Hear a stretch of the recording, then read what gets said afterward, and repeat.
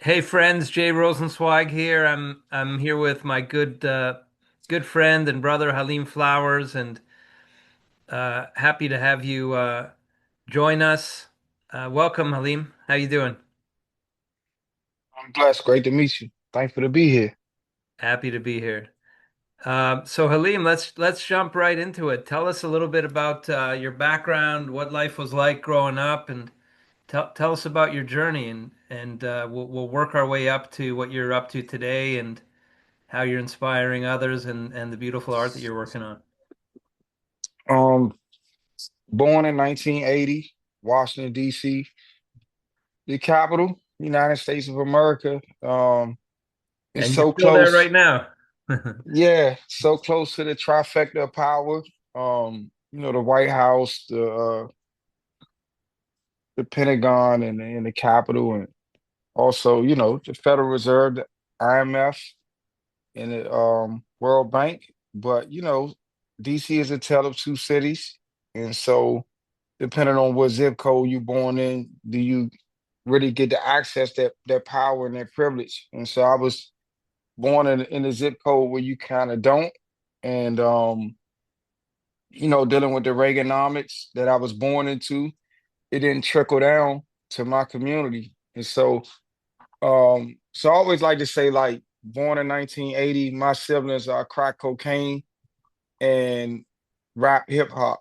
Um, those are the two things that like impacted my generation, my community, my family the most. Losing one of my parents, not their life, but just their presence to their addiction to crack cocaine, um, just ravaged our city, our community. Even our mayor was arrested for it. Tell me about And your family unit growing up.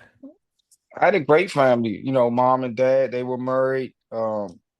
Grandparents, great grandparents on both sides, uncles and aunts, great uncles, great aunts, thousands of cousins. Come from a great family, uh, immediate family. Most of us in DC, but I have a big extended family that I'm connected to. And but that when that crack cocaine came, hit the family in DC, hit the family in Miami, hit the family in LA, New York, Baltimore, and so for me, coming up in that dichotomy of having that family structure and then not having it just due to losing of one of my parents to their crack addiction. um I was always like a gifted and talented student, but like once my parent like left the home, I just started hanging in the street, stopped going to school. I started selling crack at the age of 12.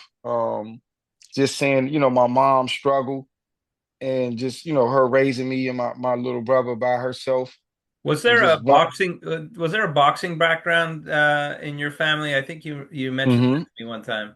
Yeah, my dad got me. I started amateur boxing when I was 6. So very well known trainer, Ham AC in DC. His son Mark Two Shop Johnson, Hall of Fame boxer.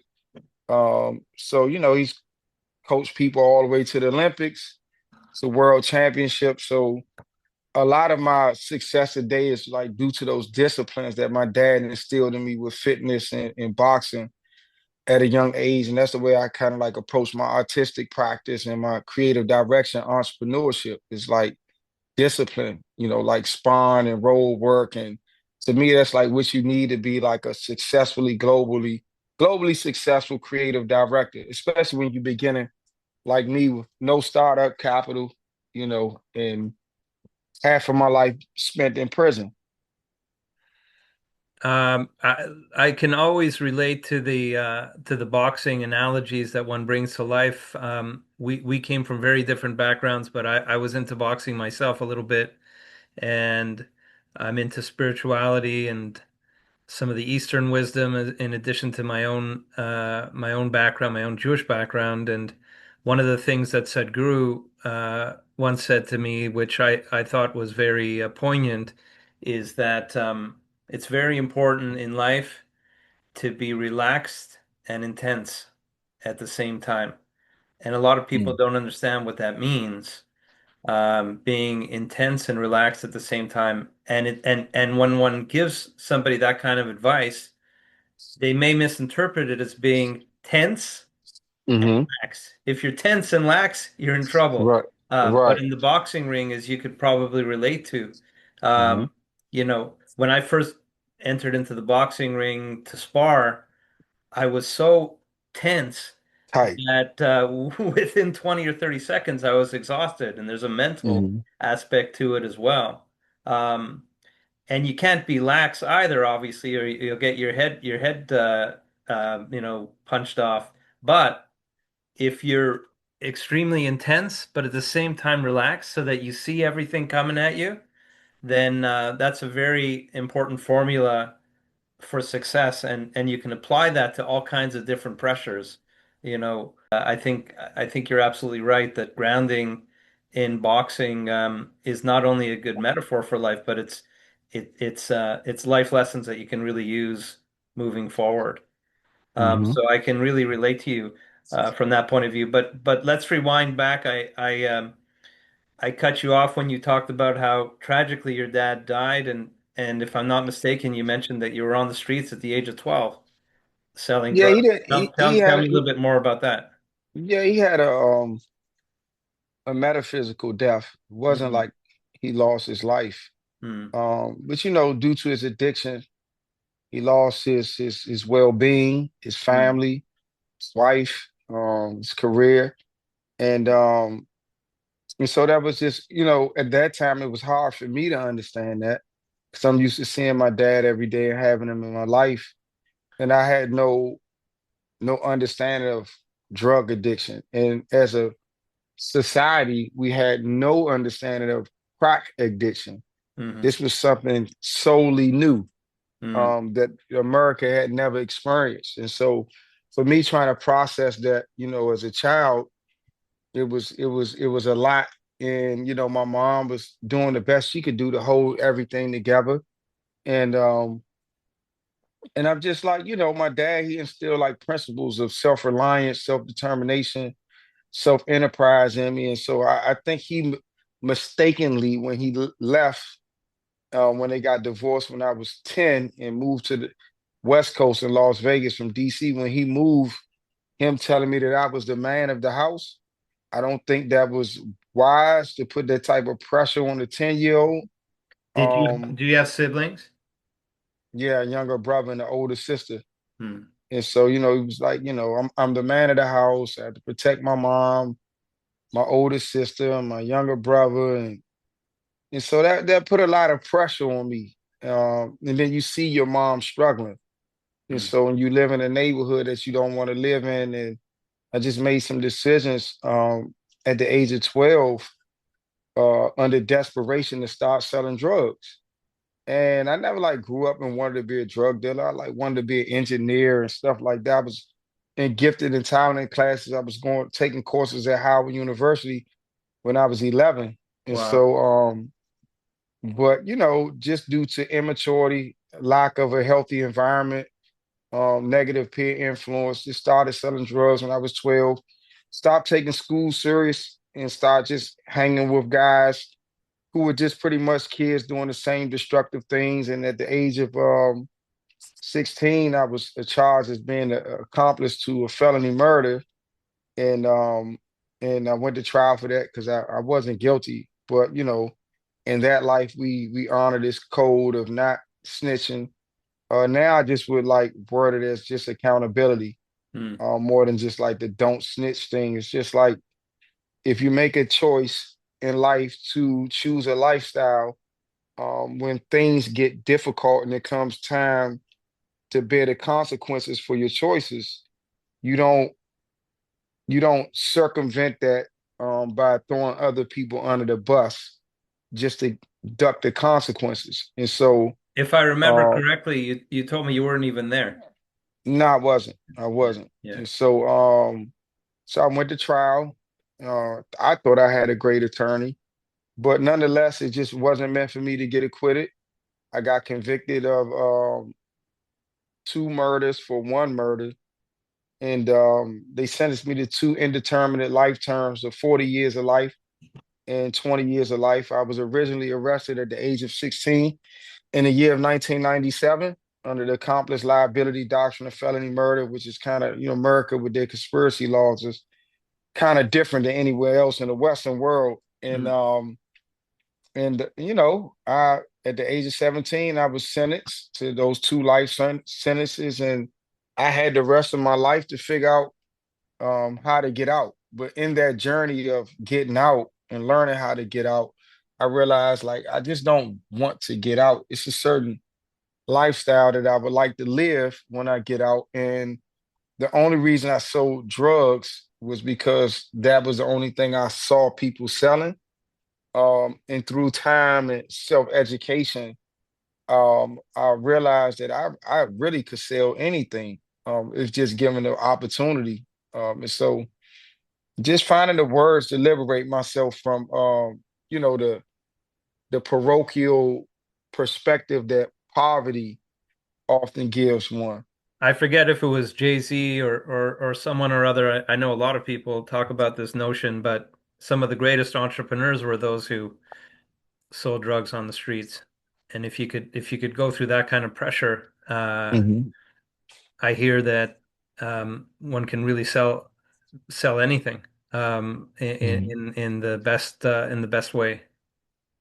Yeah, to some extent, I agree. Hmm. The only thing I see that hurts Hmm. people from DC, which when I grew up was a very homogenous demographic of just Black Americans. Hmm. What happens is now that the inner cities are more experiencing gentrification, which is they're just more diversified now. What hurts a lot of guys who started selling drugs at a young age, they get so caught up on being dope boys and not entrepreneurs. Uh-huh. And they fail to learn the formal language and the formal culture of doing business Mm. outside of selling narcotics. Mm. And so a lot of them feel that they won't be accepted in the corporate world.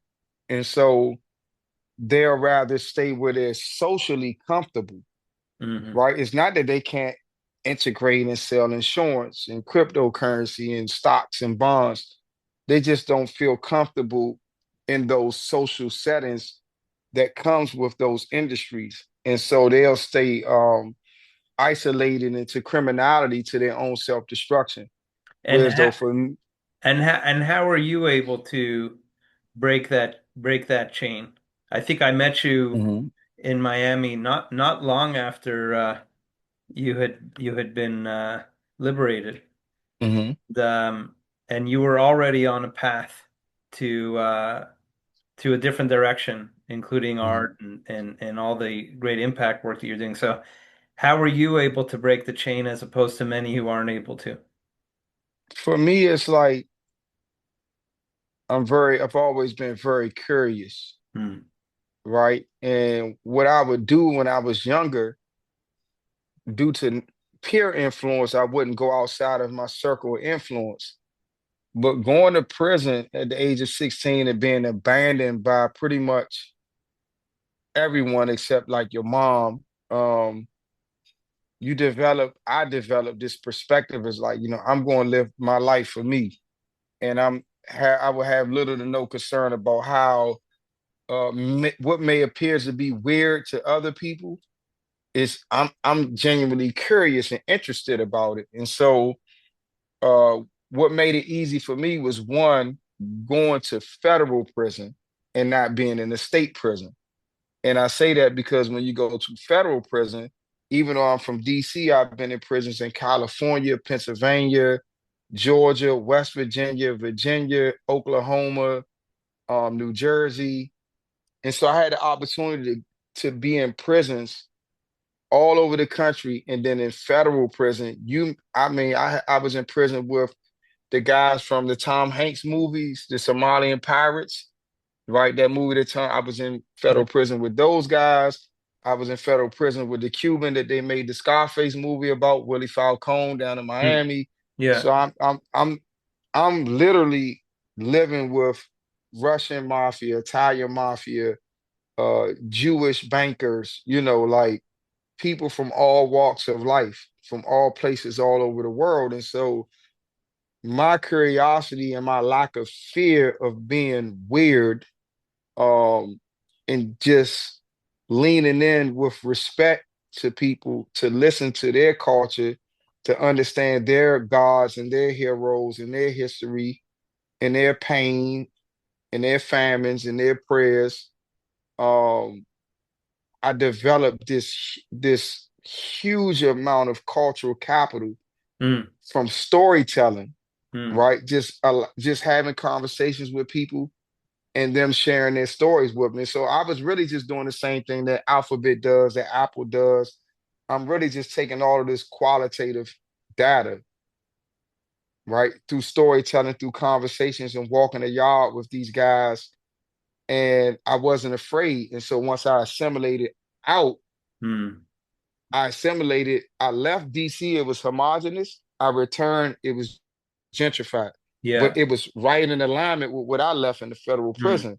So I've And already why were had a you in culture and why were you in federal prison as opposed to state prison? of in the 1990s, the we had a local prison for DC incarcerated people. Yeah. But the Clinton administration closed it.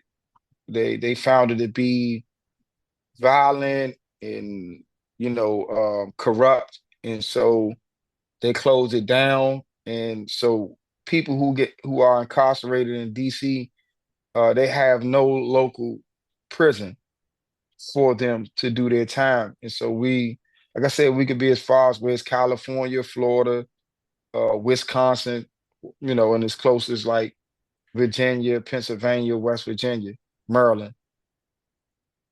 One of the most important things to me moving forward in my life, and I've been spending a lot of time on this over the past number of years, is building. So I think one of the reasons we are attracted to one another as friends is that we both have a deep sense of curiosity for one another's cultures. And, this is probably for a whole other discussion, but, um, given this extremely divisive world that we're living in right now, I think we need more impetus toward bridge building and understanding one another than ever. And I think you and I have the potential to work together on these kinds of initiatives, and we should really lean into that because I think it's more important than ever.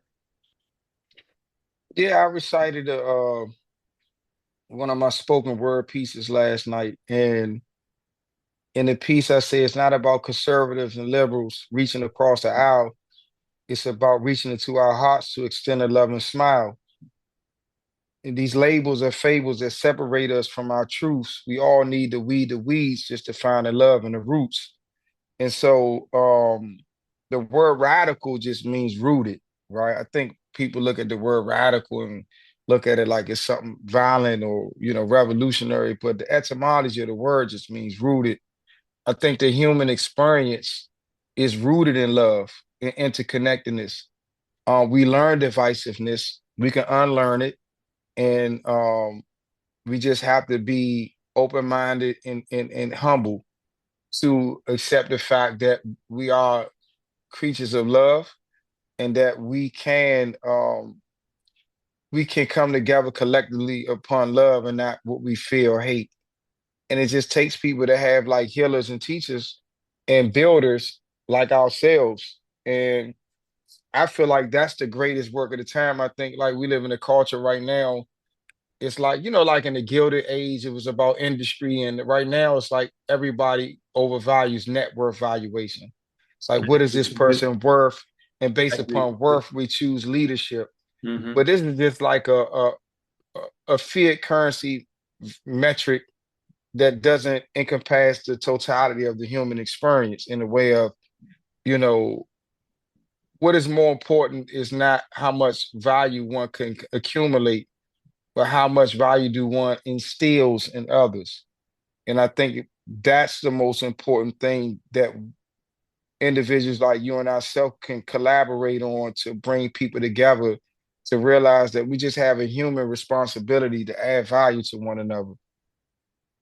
Yeah, I couldn't agree more. I think there's a lot of problematic interpretations of people's value, and I see it more and more valuing people based on net worth. It's all about money and sex Mhm. in the ads, as you see, permeating across social media, and all the various other mediums. And I think we need to come back to understanding the importance of human value and humanity. So I couldn't agree with you more. Tell me a little bit more about whatever you wish to share in terms of your time in prison, Mhm. including learning more about the law and Mhm. and the positives that you could take from your experience in prison, and how you were able to stay stimulated and spend productive time as much as possible while you were in prison. Well, first and foremost, I was just like, I always just wanted to go home. Mm. And I be like Stephen Covey says, the seven habits of how they affect the people. I began How with many the years end were in you mind, inside? How many years were you inside, by the way? 22 years. So I went in, I was 16, I got out, I was 38. Mm. I began with the end in mind, and that was to get out. And after I was convicted, I realized, I need to learn the law for myself to assist any attorney I may get with my appellate litigation process. And that was a daily commitment because you have to learn a whole new law. You have to learn, I mean, a whole new language. I had to study Latin. And the case law is constantly changing every week, every day. The Supreme Court every term. And so it was just a deep commitment. That was a daily commitment that always kept me in a state of learning. And And did you have easy access to the books and to the law and to the statutes and case law you wanted to study, or was that difficult that also? was that was at times that could be difficult, Mm-hmm. especially at the beginning, me being a juvenile and inside of an adult Mm, facility. And that was like the first riot that I was a part of. Um, you know, People came together to riot to get access to the law library, mm, and um, and that was my first time being a part of like a collective protest. mm. In the interest of just getting access to what was legally, um, you know, I legally I should have had access to the law library Right, once a right, week. right. And so with that, like, just that commitment to learning the law, that kind of like transferred into studying different things. And I had great mentors who just gave me great recommendations for books to read. And then my mom worked at the Library of Congress. So anything that was ever copywritten, she can get a Xerox copied and mailed it to me. That's And amazing. she was able to provide subscriptions for me to I started out with the Washington Post and the USA Today, and then I kind of like evolved into the Wall Street Journal, the Kiplinger Report, Burns News, and just kind of like started studying finance and wanted to get an understanding of like banking and finance and economics, micro, macro. Had the opportunity to take some collegiate courses. Started my own publishing company and self-published 11 nonfiction books, poetry, self-help, financial literacy, a memoir. And through those books and communicating with individuals and organizations, through the literature that I published, is how I was able to get relationships with legislators and NGOs and nonprofits to come together and rewrite the law of Mm. how juveniles were convicted and given life sentences. And that's how I was able to get out. I literally just like started a movement from the inside, used my literature, a practice I kind of like picked up from studying Frederick Douglass, him starting his own publishing company and his own newspaper. And I kind of like just started that, and like instead of just getting me out, kind of like took the playbook from Harriet Tubman was able to be a part of a legislation to get everyone out Amazing. that came in under the age of 18. And then we extended it. Once I got out, we got the law amended to anyone who offense happened under the age of 25. Wow. And who enacted this new legislation? The legislation known as Incarceration Reduction Amendment Act. It was written by DC City Council member Kenya McDuffie, Hmm. and the Second Chance Act, which was extended it, was DC City Council member Charles Allen.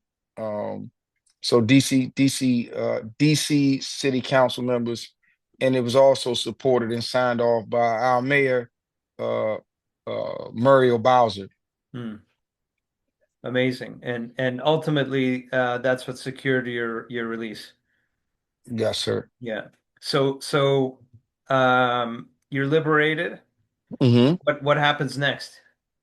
Well, first, I think what's important, like at the beginning of my journey, I was able to be a part of a documentary about my life and another juvenile lifer. This documentary was titled Thug Life in DC. It was filmed Hmm. by Blowback Productions. Yeah. Won an Emmy Award in 1998, aired on HBO. And the reason why that's important now because now we just finished the new documentary, which was like 25 years later.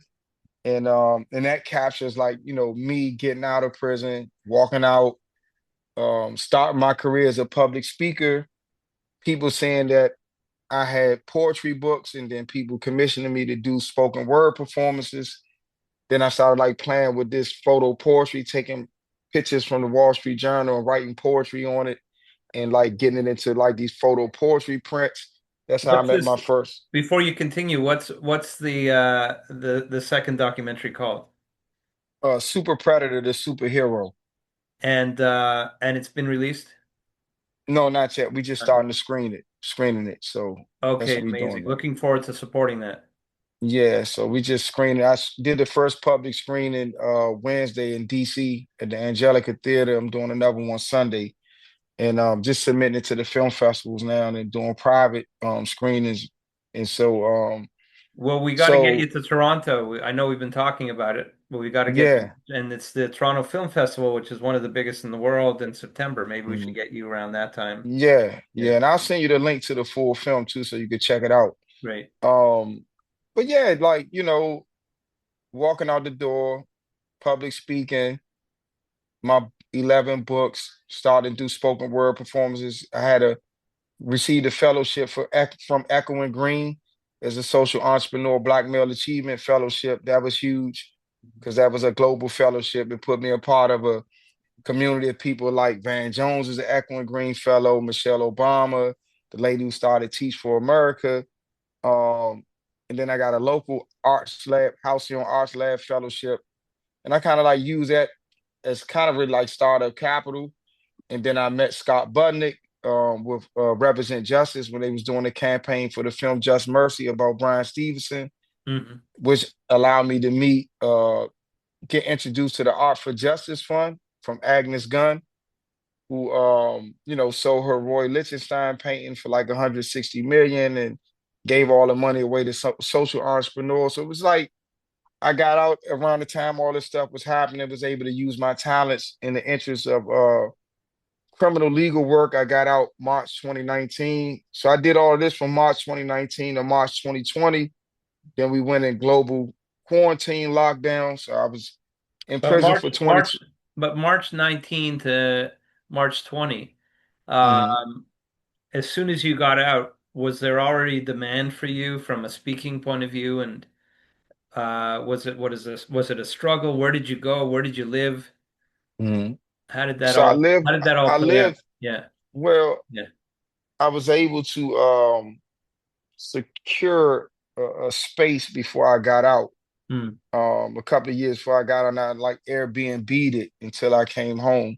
Hmm. So I had a space. But when I got out, I had an opportunity. My counselor in the jail had an opportunity for me to speak at American University. They was doing like it was Deloitte. They was doing like a summit for vulnerable people in the labor market, and they wanted a poet to open up with a poem. And so I got out Thursday.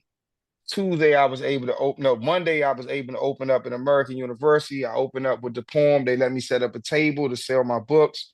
Then the next day, I testified before the city council about extending the law from the age of 18 to the age of 24. And some people heard me speak there publicly, and that led for me this other opportunity to speak at, because before I got out, I was taking classes with Georgetown University. And so I just like started out just leveraging speaking at Georgetown because I had that relationship there. Then people heard me testify before the city council, and they was at George Washington University. People heard me speak at American University. They gave me opportunities to speak at Catholic University. And then eventually, when I spoke at Georgetown, someone from Columbia said, I want you to speak here in that John Jay College. And kind of once I spoke in New York City, um, that was it. That was a wrap. That's when I kind of like just got on the map, had Amazing. the opportunity to do public speaking with Kim Kardashian. She introduced me to Kanye, who was her husband at that time. He allowed me to do a spoken word piece at the Sunday service at Howard University homecoming. That was October 2019. And from there, this was building. It was building from there. I worked with Kim Kardashian on her Justice Project documentary. She helped my childhood friend get out of prison. And then March 2020, the whole world shut down. So like all my in-person events were canceled. Um, South by Southwest, everything was canceled. And so that's when I started to paint. I never painted Hmm. until the quarantine. And so I just received a What grant from inspired the you to do that? so when I was in prison, I'm a huge Jay-Z listener. And so Uh-huh. like he kept saying Basquiat. I didn't know what he was talking about. And so because we don't have access to smartphones and Right. Wikipedia and stuff like that, the internet, period. And so I read an article about John Michel Basquiat in the Wall Street Journal. Didn't have a picture of a work, just was him. I was amazed at the art world. I'm like, damn, I didn't know the art world would celebrate a black dude with nappy hair and a heroin addict. And I was like, I gotta get out and go to museums when I get out, because I know I don't really have no social life. You know what I'm saying? I just work out. And I said, when I get out, I'll like fall into the museum community and the theaters and the plays. And so for that year from March 2019 to March 2020, I just visited museums. I started to go to galleries. I was seeing the numbers that people was doing for these paintings. I'm like, wow, these paintings are not even that meaningful for the, I mean, was in one gallery and they was selling a broken flat screen TV. This was I a know flat it's screen nuts. TV It's crazy, some for of this stuff. 15,000. I'm like, oh well. I mean, maybe I just paint the poetry, because when I recite the poetry, people Yeah. move to tears, and Yeah. so to By me, the it way, just started out. your bridge building poem that you said earlier, which you recited last night, was amazing. Thank you, Yeah. thank you. Yeah. And so I said, well, I just start painting the poetry because I don't know how to draw. I don't know anything about color theory, and so I just started like, doing this and sharing it with people. And just people like Jason Flom, who I knew, just Yeah. ended up being like art collectors, but I knew them from the social justice work. Yeah. Yeah. Jason's great. Yeah. Yeah. And so and then people started saying, oh, you work like Basquiat or Christopher Ward or Ed Ruscha. And I'm like researching these different artists. And so I just kept doing it. Eventually got picked up by a gallery in New York and DC and Boston and Palm Beach. And once I got with that gallery, who has a space in New York and the other areas that I named, but in particular, like once you get in New York City, he really like invested a lot in me. And from there it kind of like took off. Incredible. And you also at some point got involved with the Nexus community, the Nexus family. Yeah, Amy Ernson, who was one of the board members for the Halcyon Arts Lab. Mm. So I had the Echo and Green Fellowship, and then I had the local DC Halcyon Arts Lab. That was started by Dr. Sachiko Kuno to support artists who use their art in the interest of social justice. At that time, my art was just poetry; it wasn't visual art. Mm. But Amy is on the board, and she she introduced me, her and Andrea Zucker Lee Hmm. introduced me to like Nexus, just what it was. They just kept mentioning that it wasn't clear, but when I went and did the art residency with uh Jen and Nico Bossy in Yeah. LA, Yeah. that's when they introduced me to Rachel Yeah. and really I learned what the Nexus Foundation was. Yeah, it's a great family. I'm so grateful to be a part of that family as well. Great family. So, so what are your aspirations moving forward? You have the documentary, which I'm looking forward to helping Hmm. you with. You've got the art, you've got the poetry. Hmm. What what's the dream? What's the goal moving forward? I've always done everything alone, individually. Mm, So now I'm in an age of collaboration mm, and collectively moving together. And so as we stated earlier, like my messaging is like love is a revolution, love is a vaccine, love equals MC squared. And I really now understand the power of visual art and visual language. And so right now I want to collaborate like with airports, hotels, casinos, resorts. Um, I need people to see the messaging when they're catching planes. I need people to see the messages when they at the casinos, when they're in Turks and Caicos. When I was in at the Ritz Carlton in Aruba, I saw they had a collaboration with Under Armour for mm, some of the gear.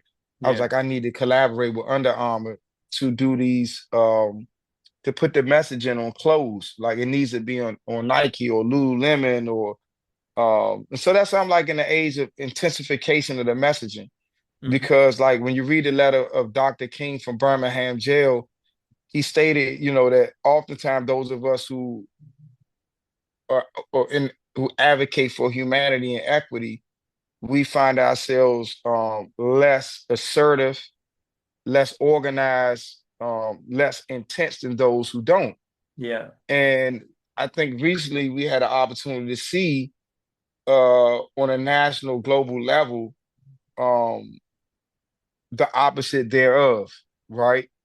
And I think it's time for us who advocate for love, humanity, genuine equity. Um, it's time for us to be more assertive in our messaging. Like we lost the messaging war. Mm-hmm. And and so for me, it's like I want to be more open to collaboration and intensification in messaging. So right now I'm like designing home collections. I'm designing a timepiece collection. I'm going to collaborate with some Swiss watch makers in Geneva. And so just, using every weapon of mass construction that I can to get people to love themselves as individuals more and then to see with their heart that we're all like interconnected, Hmm. right? And to that love oneself individually is to love oneself collectively and to see with the heart and not with the constructs of the brain that has 100%. conditioned us to see like in religion and race and gender and sexuality and class status, all these generic constructs that take us away from our organic way of being. That's just being human.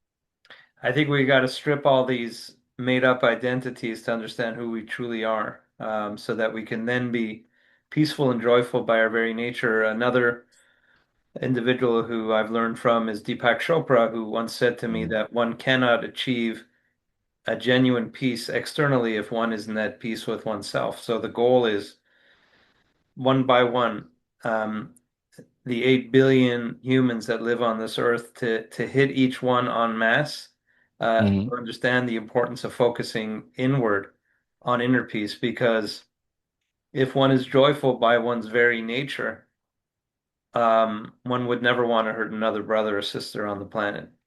Mhm. And I think it's something we can work on together. The other thing you mentioned, Martin Luther King Jr. One of the things I understand that he really emphasized was economic empowerment, Mhm. the importance of uplifting lower to middle income families. And in that regard, I'm actually a venture partner in a venture capital fund based out of New York, run by an amazing young guy named Josh Tannenbaum.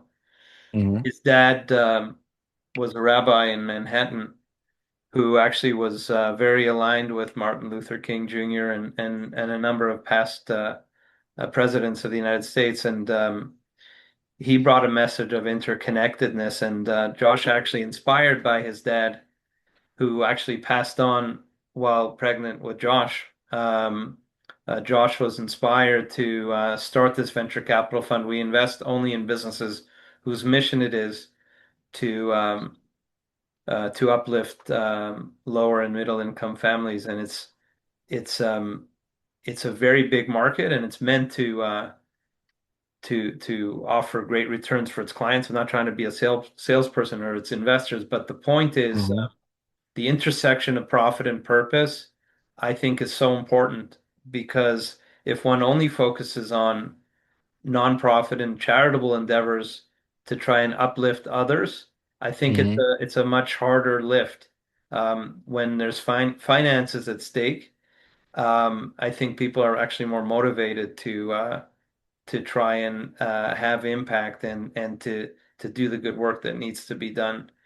Uh, in the spirit of what Martin Luther King talked about when he talked about the importance of economic empowerment as a way to find independence ultimately and Hmm. equality. Um, so it's all very, very inspiring work that you're doing. I congratulate you, and as I've said many times, I'm here for you. We got to bring you here to Canada one of these days, but obviously in the U.S. and around the world, like there's so much we can do together, and I'm happy to support all of it. Anything else you wanted to tell the audience in closing?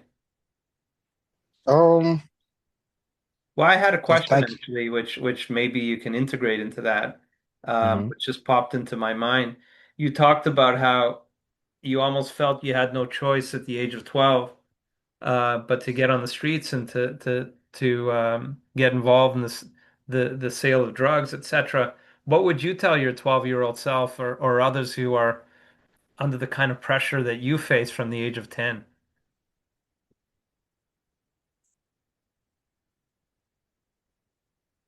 The only advice I could give myself, because it's a different world back then, we don't Mm, have access to the globe by smartphones back then. that's a good point. So Yeah. kind of like a product of just of what you see.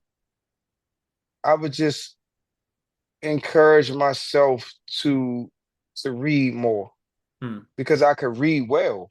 mm, And I would just like encourage myself to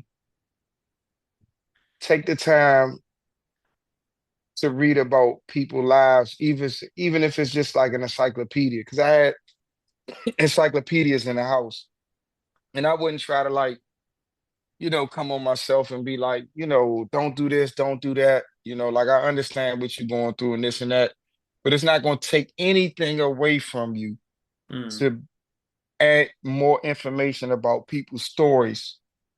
It's only going to make you better at what you do, no matter what you do. If you choose to go back to school and be a scholar or stay on the corner and be a drug dealer, taking the time to sit and read other people's stories, mm, it won't make you any worse at anything that you do. It'll only give you more understanding and perspective. But I wouldn't be afraid to just let him go through what he has to go through. mm, It's unfortunate. Like I would tell him, like if you can live through it, you always will be all right. mm, Because as long as you the same grit that it takes to do what you're doing now, no matter what you do in life, that grit will serve you well. But just due to your environment, the scope of what you're seeing, like you have a goal, and the only way you can see that you can reach your goal is based upon what you see in your immediate environment. And so you don't have the resources or the ability as a child to travel on your own. So the best way that you can travel to see what other people are doing in the world to get money, because you just want to get money, mm, is you have to read. That's mm, the only way. That's going to be your passport to the world, to read, right? But someone that age now, um, that's going through, something like that, I just would like encourage them to use their phones, Use Yeah. this thing right here Yeah. as a tool for learning for some portion of your day. I don't want to take you away from the joy of your TikTok and your Instagram. It's fun. It's hitting your dopamines. That's cool. But just set aside a little bit of time each day to learn about other people who are doing things in a world that they're being celebrated for. Yeah. Whether it's like streamers, people that you already follow, Yeah. right? Just take time to really study their story and what they're doing, and you'll see that you can do the same things too. Amazing, Halim. It's a real pleasure. We'll talk again shortly. Thanks so Yeah, much for your time. Much love. thank you. Much love. All right. Take care, man. Bye Yeah. bye.